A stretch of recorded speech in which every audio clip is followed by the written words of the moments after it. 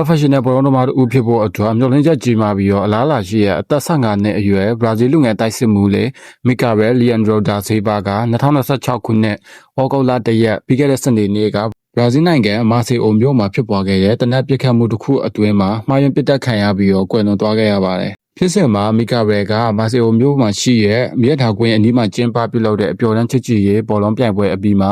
ဝတ်စားလဲနေစဉ်မှာပဲရာဇဝတ်ဂိုင်းသား2ဦးရောက်ရှိလာပြီးတော့သူ့ရဲ့ကြောပြင်ကိုအနီးကပ်တနက်နဲ့အကြံဖက်ပစ်ခတ်သွားခဲ့တာဖြစ်ပါတယ်။ကစားပွဲပြီးကစားအချိန်ဖြစ်တာကြောင့်ရှောင်းတိတ်ဖို့အချိန်မရလိုက်ပဲနဲ့အပြင်းထန်ဒဏ်ရာရရှိခဲ့ပြီးတော့ပြည်내အထွေထွေဆေးရုံကြီးကိုပို့ဆောင်ကုသနေစဉ်မှာပဲကွယ်လွန်သွားခဲ့တာဖြစ်ပါတယ်။ဒေသခံအရက်ဘတ်ရဲတပ်ဖွဲ့ရဲ့ဆုံးဖြတ်ချက်အရဤပစ်ခတ်မှုက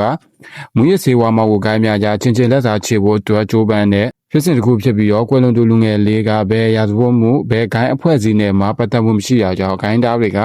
တခြားပြစ်မှတ်တစ်ခုနဲ့မှားပြီးတော့ရွယ်ချက်ရှိပစ်ခတ်ခဲ့ခြင်းသာဖြစ်ကြောင်းအတည်ပြုထားပါတယ်။လူငယ်ကစားသမားလေးမီကာရယ်ကဘရာဇီးထိပ်တီကလပ်ဆောက်ဘောလိုလူငယ်အကယ်ဒမီမှာကစားခဲ့ပြီးတော့ U15 ဖလားကိုစုခုပေးခဲ့ဘူးသလိုမကြသေးမီကမှမိုးရမြေ CSA အသင်းကိုပြောင်းရွှေ့ပြီးတော့ Retro FC Brazil အသင်းကိုဆက်လက်ပြောင်းရွှေ့ဖို့အတွက်ပြင်ဆင်နေတဲ့ထူးချွန်တဲ့လူငယ်ကစားသမားလေးတစ်ယောက်ဖြစ်ပါတယ်။အဲ့ဒီဖျက်နဲ့ပတ်သက်ပြီးတော့သူရဲ့ဖခင်ဖြစ်သူမာကိုအန်တိုနီယိုကရာဇဝတ်ကောင်နှစ်ကောင်ကြောင့်ကျွန်တော်ရဲ့မိသားစုဘဝပျက်စီးသွားတယ်။အမတ်တွေအများကြီးရှိတဲ့တားတယောက်ကိုဆုံးချုံလိုက်ရတာတကယ်ကိုမလွယ်ကူပါဘူးလို့ဝမ်းနဲ့ကြေကွဲစွာပြောကြားခဲ့ပြီးတော့သူရဲ့ကလပ်တင်ကလည်းဤရက်ဆက်ကြမ်းကြုတ်တဲ့ရာဇဝတ်မှုကိုအမြန်ဆုံးစုံစမ်းဖော်ထုတ်ပြီးတော့တရားခံတွေကိုအပြစ်ပေးဖို့တောင်းဆိုနေပါတယ်။လက်တလုံးမှာဘရာဇီးရဲတပ်ဖွဲ့ကတရားခံတွေကိုဖမ်းဆီးရမိရေးအတွက်ရှယ်ဟုန်မြင့်စုံစမ်းစစ်ဆေးလျက်ရှိပါတယ်။